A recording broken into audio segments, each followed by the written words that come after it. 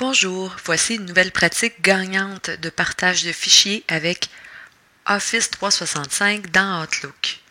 Tout d'abord, sachez qu'il y a deux façons d'envoyer des fichiers joints dans Outlook, la façon traditionnelle et celle que je vais vous montrer aujourd'hui. Donc, lorsque je crée un nouveau courriel et que j'insère une pièce jointe, je vais cliquer sur Insérer, pièce jointe ou fichier OneDrive. Par la suite, je vais chercher le fichier que je souhaite partager. Je clique dessus, il est sélectionné et je vais maintenant cliquer sur Suivant. La méthode traditionnelle, on envoyait une pièce jointe comme ceci, mais ça fait en sorte que le destinataire doit télécharger la pièce jointe sur son poste et il y a beaucoup de clics à faire pour qu'elle puisse par la suite la remettre dans son OneDrive. Maintenant, on peut partager directement avec OneDrive pour que la personne reçoive votre fichier joint directement dans sa boîte OneDrive dans les éléments partagés. On va sélectionner cette option. Ma pièce jointe s'affiche dans mon message et voyez, il y a un petit onglet juste ici qui me permet de sélectionner des autorisations de fichiers. Si je clique sur Gérer les autorisations, j'ai deux choix. Je pourrais mettre le destinataire en modification de mon document ou encore en consultation seulement. Je vais mettre la personne en modification ici. Je clique sur OK.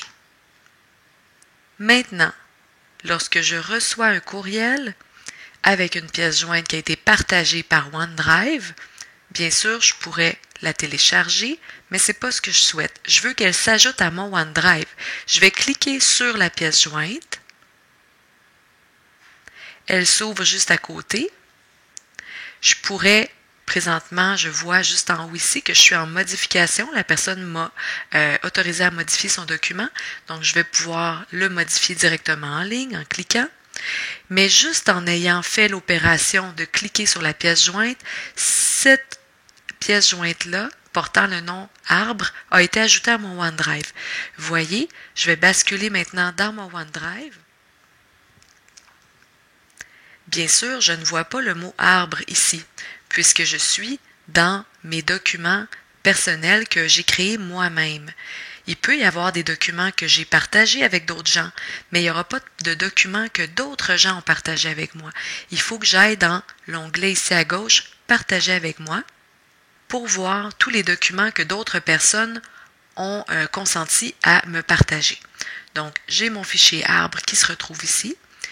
Je dois vous faire une petite mise en garde parce que lorsque quelqu'un partage un document avec moi, que je sois en lecture seule ou en modification, il m'est possible de le supprimer. Je ne vous montrerai pas comment il m'est possible de supprimer. Je pense que ce n'est pas ça le but. Sauf que si la personne supprime un de vos documents, ce document-là va se supprimer également de vos documents à vous. Donc, si j'ai partagé un élément avec Patrick et qu'il le supprime de son dossier partagé avec moi, il sera automatiquement supprimé de mes documents également.